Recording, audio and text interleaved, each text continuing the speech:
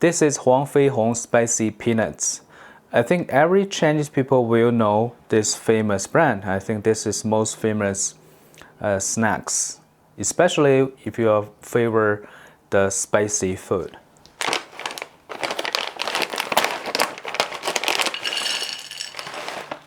When you open the package, you can smell very strong flavor. That's kind of spicy and the Chinese Sichuan peppercorn, which is this one, small one. This is the peppercorn. And this thing, if you eat a lot, it'll make you numb, make your tongue, your lip numb. So, but usually you don't eat them. You just eat the peanuts itself. It is very crunchy. So first you will feel a little bit sweet and then salty, and then the peppercorn and the chili kick in later.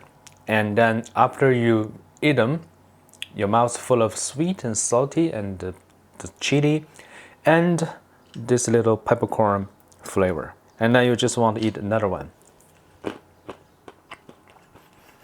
Usually it's very good for if you're drinking, no matter beer or just other alcohols. This is the best stuff. It's very delicious. It's worth a try. Alright, hope this video is helpful. Thank you for watching.